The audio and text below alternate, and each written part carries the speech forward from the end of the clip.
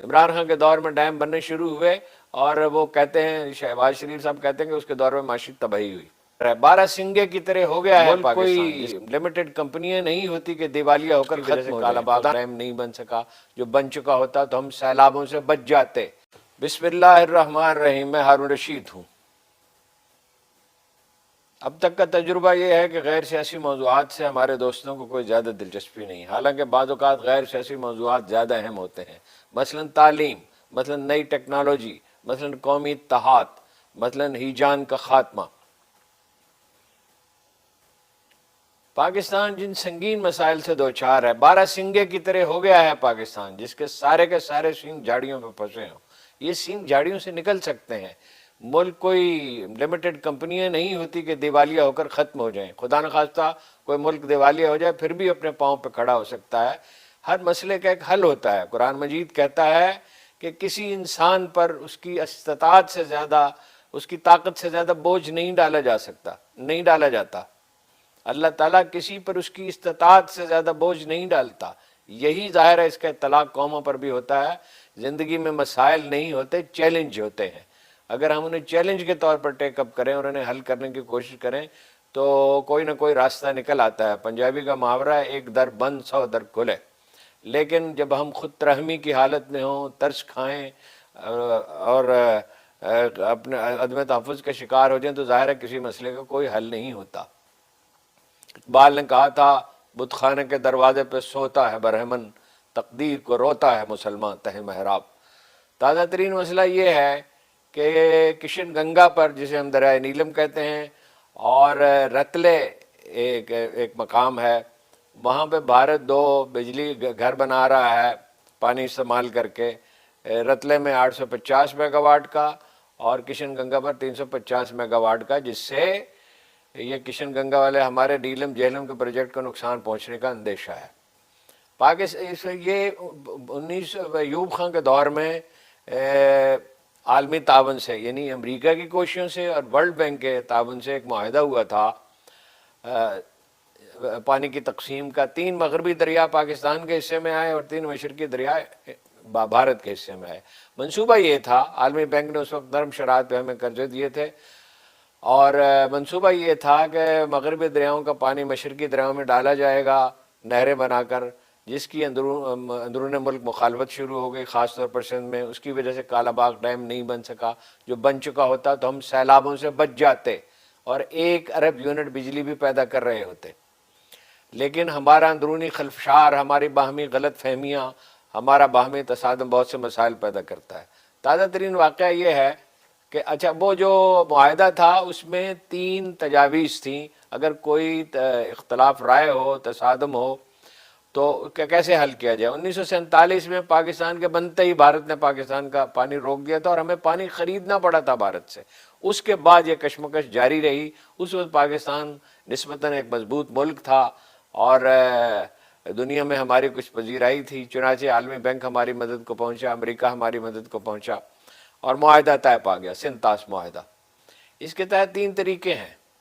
ایک یہ ہے کہ باہمی دونوں طرف جو انڈس واٹر کمیشن ہے وہ طے کر لیں، باہمی گفتگو کر کے معاملہ، یا کوئی بین الاقوامی ماہر متعین کیا جائے، یا ہیگ میں ہالینڈ کا جو دارالحکومت ہے اس میں جو عالمی عدالت ہے، ثالثی عدالت، انٹرنیشنل کورٹ آف جسٹس، معاملہ اس میں جائے. تو پاکستان اب گیا انٹرنیشنل کو، پہلے ایک ماہر کا تقرر ہوا، لیکن ساتھ ہی Pakistan international court of justice میں چلا گیا. اور ادھر مودی صاحب نعرے لگا رہے تھے کہ خون اور پانی ایک ساتھ نہیں بہ سکتے. یعنی ایک طرف پاکستان کو دہشت گرد قرار دے رہے تھے جس کے 7,000 شہری شہید ہوئے ہیں، اور دوسری طرف دھمکیاں دے رہے تھے. جو اقبال نے کہا تھا، جسے ہم دہراتے رہتے ہیں، کہ تقدیر کے قاضی کا یہ فتویٰ ہے، ازل سے ہے جرم ضعیفی کی سزا مرگ مفاجات. تو عالمی ثالثی عدالت میں بھارت نے اس کا بائیکاٹ کر دیا. لیکن عدالت تو عدالت ہے، اور یہ ان پاکستانی عدالتوں کی طرح تو نہیں ہے جن میں سے بعض دباؤ قبول کر لیتی ہیں. مگر اس نے پاکستان کا موقف تسلیم کر لیا اور کہا کہ وہ یہ اپنا مقدمہ سنے گا. 13 جولائی تک کہا گیا تھا کہ دونوں اپنے وکلاء نامزد کر دیں، اپنے نمائندے نامزد کر دیں. پاکستان نے نامزد کر دیے، انڈیا نے انکار کر دیا. اس کے باوجود عالمی ثالثی عدالت کا فیصلہ یہ ہے کہ وہ یہ مقدمہ سنے گا، اور امید یہ ہے کہ فیصلہ پاکستان کے حق میں ہوگا۔ بھارت کو یہ اجازت دی گئی ہے کہ وہ جو دریا پاکستان کے لیے مختص ہیں اس میں بجلی گھر بنا سکتا ہے، پانی زراعت کے لیے استعمال نہیں کر سکتا، لیکن بہرحال بھارتی چالاک ہیں اور اس وقت ان کی پوزیشن اچھی ہے، اس سے وہ پورا فائدہ اٹھا رہے ہیں، پورے سے بھی زیادہ فائدہ اٹھا رہے ہیں۔ اور ہمارا کام یہ ہے کہ ایک دوسرے کے گریبان پکڑے رکھیں اور ایک دوسرے پہ الزام تراشی کرتے رہیں۔ آج خواجہ آصف نے کہا، کل خواجہ آصف نے کہا کہ جی وہ عدالت نے پھر کہا ہے کہ آپ کو دیکھ کر خوشی ہوئی، عمران خان کو دیکھ کے کہا ہے۔ یعنی یہ بھی ایک ایسا جرم ہے کہ وہ جہاں جائے اس کی تحقیر کی جانی چاہیے، جو 70-80% ووٹوں کا نمائندہ ہے اس کی تحقیر کی جانی چاہیے۔ اس کا نتیجہ یہ ہے باہمی ہماری لڑائیوں کا، جس میں کوئی بھی کان دھرنے کے لیے تیار نہیں ہے، جس سے بھی مصالحت کی بات کی جائے وہ دوسرے کو مورد الزام ٹھہراتا ہے۔ اس کا نتیجہ یہ ہے کہ بھارت اس سے فائدہ اٹھا رہا ہے۔ اس سال صرف گزشتہ مالی سال کے دوران اس زرعی ملک نے 8 ارب ڈالر کی کھانے پینے کی اشیاء درآمد کی ہیں۔ ہمارے پاس 5 لاکھ ایکڑ ایسے ہیں جہاں ہم وہ درخت لگا سکتے ہیں جن سے تیل نکال، جو انڈونیشیا سے اور ملائیشیا سے ہم پام آئل کے درخت لگائے جا سکتے ہیں۔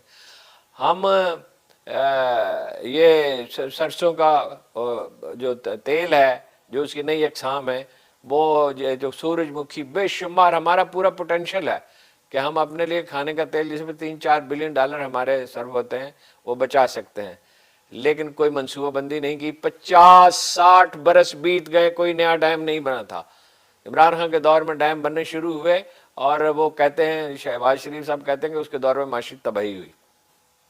بہرحال 13 جولائی آخری تاریخ تھی، بھارت نے انکار کر دیا ہے اپنے وکلا مقرر کرنے سے، اور اب دیکھا جائے گا کہ عالمی ثالثی عدالت کیا فیصلہ کرتی ہے اور کتنا دباؤ ہم ڈال سکتے ہیں۔ مسئلہ یہ ہے کہ ہم اپنا پانی، ایک تو پانی کم ہے، آبادی زیادہ تیزی سے بڑھی ہے، ہم نے منصوبہ پہ، خاندانی منصوبہ بندی پہ کوئی توجہ نہیں دی، کوئی توجہ نہیں دی۔ بنگلہ دیش کی آبادی ہم سے زیادہ تھی، اب وہ 15 کروڑ ہیں اور ہم 22 کروڑ ہے سرکاری طور پر، لیکن دراصل 24 کروڑ ہیں، اور اس کے مقابلے میں وسائل کو کوئی ترقی نہیں دی گئی۔ پھر ہم اپنا پانی، دنیا میں پاکستان ان ملکوں میں سے ایک ہے، شاید دنیا کا واحد ملک ہو جہاں پانی اتنا ضائع کیا جاتا ہے۔ اللہ کے رسول نے ارشاد کیا تھا کہ خواہ دریا بہ رہا ہو، پانی وضو کے لیے بھی ضائع نہ کیا جائے، یعنی منیمم پانی استعمال کیا جائے، اس لیے کہ وہ تو جانتے تھے کہ آنے والے زمانوں میں پانی کا قحط پڑے گا۔ تو یہ جو زرعی انقلاب کی بات کی جا رہی ہے، ہمارا مسئلہ یہ ہے کہ ہم جب کسی کے خلاف ہو جاتے ہیں تو اس کی بات بالکل درست ہو پھر بھی نہیں سنتے۔ کبھی ہمارے لیے مسئلہ تھا ایوب خان چلا جائے گا سب کچھ ٹھیک ہو جائے گا، یحییٰ خان چلا جائے گا سب ٹھیک ہو جائے گا، بھٹو چلا جائے گا سب ٹھیک ہو جائے گا، ضیاء الحق چلا جائے گا، یہی انداز فکر، اسی انداز فکر پہ ہم قائم ہیں۔ وہ جو زرعی انقلاب کی بات ہو رہی ہے اس پہ غور کرنا چاہیے۔ وہ فوج کا بنایا ہوا منصوبہ نہیں ہے، وہ سول حکومت کا بنایا ہوا منصوبہ بھی نہیں ہے، وہ بہترین غیر جانبدار ماہرین کا بنایا ہوا منصوبہ ہے۔ اگر اس پہ عمل درآمد ہو جائے، واقعی عمل درآمد ہو جائے، تو نہ صرف یہ کہ پیداوار بڑھ جائے گی، بلکہ قدرتی کھاد کا استعمال زیادہ ہوگا اور مصنوعی کھادوں کا استعمال کم ہوگا، جس سے زمین کی زرخیزی کم ہو رہی ہے۔ بہرحال نتیجے کا انتظار ہے، دیکھتے ہیں ہم کتنا دباؤ ڈالتے ہیں۔ ہمارے لوگ تو باہم لڑنے جھگڑنے میں لگے رہتے ہیں۔ ایک بار پھر اقبال کا وہی شعر کہ بت خانے کے دروازے پہ سوتا ہے برہمن، تقدیر کو روتا ہے مسلمان تہ محراب۔